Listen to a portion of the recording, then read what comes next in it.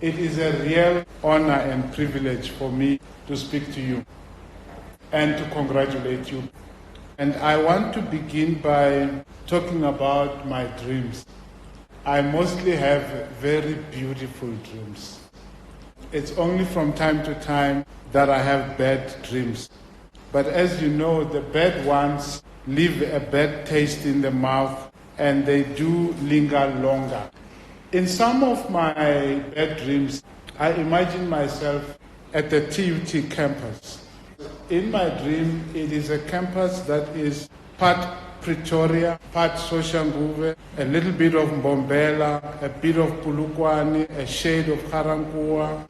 And in some of these bad dreams, I am assailed by horrific media headlines that torment me. These headlines come at me in the blood red, the sky blue, and the pure gold colors of the China University of Technology. The media headlines scream words that link TUT to all manner of vices: violent protests, incidents of gender-based violence, dropout rates, failure rates, hunger rates, and even death rates. As these unbearable, nightmarish headlines assault my battered subconscious, I wriggle, I cringe, and I scream and I weep before waking up in cold sweat. Imagine the relief I feel each time I wake up and realize that each terrible nightmare is only a dream. Then I appreciate anew how good and how different the real Tshwane University of Technology is. The students of TUT deserve a prize for their raw talent and their indomitable spirit.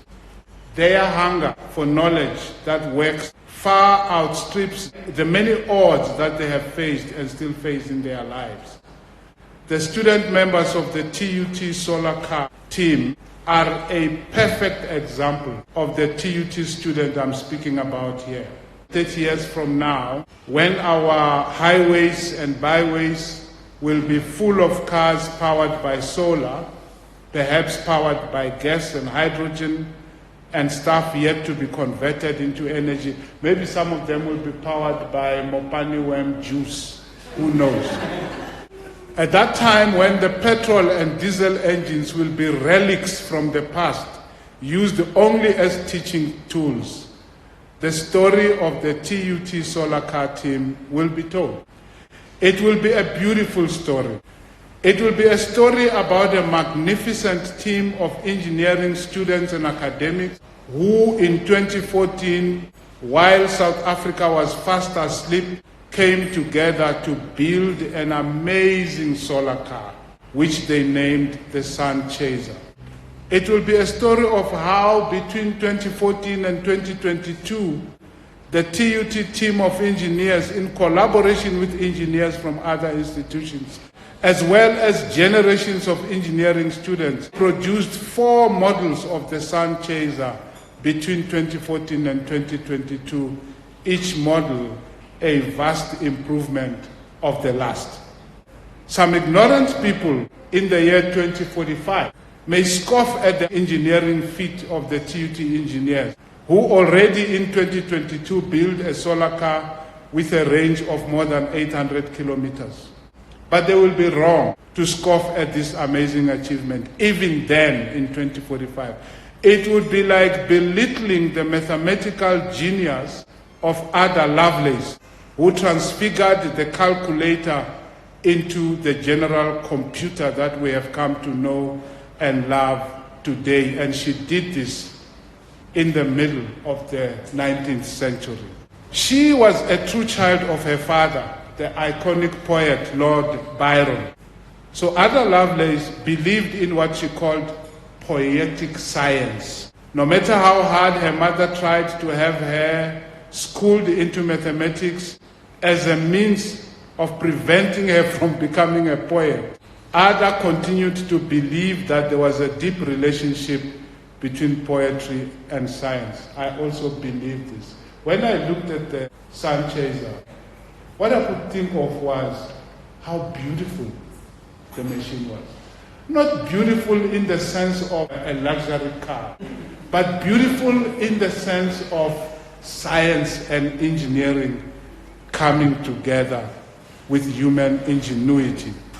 Yes, when I look into your eyes, all of you who have been part of the team, I see many other Lovelaces. I see many Johannes Keplers. I see many Galileo Galileis among you.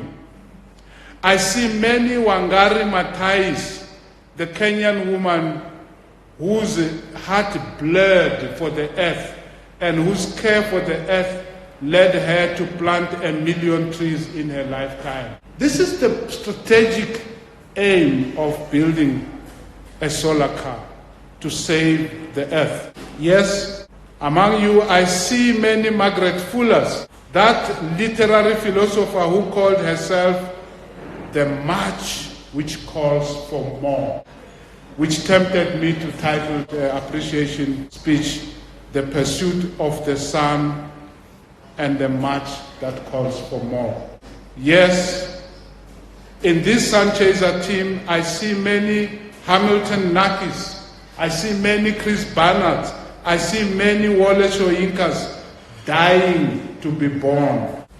Poor and mere humanities scholar that I am, I will not pretend to understand the maths, the engineering, and the science behind the Sun Chaser. But this I wish to say, 30 years from now, it will be remembered that in January 2022, the TUT Sun Chaser traveled to Namibia and covered an amazing total of 2,200 kilometers. When the history of the great engineering strides of Africa, which led to the emergence of the first African solar car, which is coming soon, it will not be forgotten how the TUT Sun Chaser car paved and showed the way, not merely because it came first among the local solar car teams and third among the international solar car teams while driving the national highways from Pretoria to Cape Town. No, but also because in and of itself, Sun Chaser 4 and all its siblings before it signaled a significant milestone in the centuries-old science of human beings trying to harness the power of the sun. 30 years from now, solar-powered cars will be driving themselves on our highways and byways. And at that time, the traffic flows will be regulated by intelligent algorithms fully attuned to context, to the day of the week, and the day of the month, to the month of the year, as well as weather conditions. They will probably be powered by lightweight batteries which are wirelessly connected to backup bigger batteries which will be ubiquitous everywhere around us. This brings me full circle, and I'm ending my short speech of congratulations back to dreaming, which is how I started. 4 models later, I want to suggest that the Sun Chaser is proving to be a most beautiful dream. One whose fulfillment, whether it takes place here at TUT or elsewhere, is bound to happen soon. Think of the Sun Chaser project as part of our scientific search for beauty and truth, and as part of our strategic push to save the earth. Now, this is how Maria Popova, who wrote a book titled Figuring, she concludes the preface to her book. She says, so much of the beauty, so much of what propels our pursuit of truth stems from the invisible connections between ideas and people, between disciplines, between the denizens of a particular time and a particular place, between the interior world of each pioneer and the mark they leave on the cave walls of culture, between faint figures who pass each other in the nocturne before the torchlight of a revolution lights the new day. with little more than a half nod of kinship and a match to change hands. You, my friends and colleagues, are part of that team of people who are searching for that beautiful truth, that beautiful science of which Popova talks so lyrically. And on behalf of the Tshwane University of Technology, I want to take this occasion to congratulate you for your amazing feat. Truly, you embody the spirit of science that works, knowledge that works, knowledge that walks, and knowledge that talks. Australia, here we come.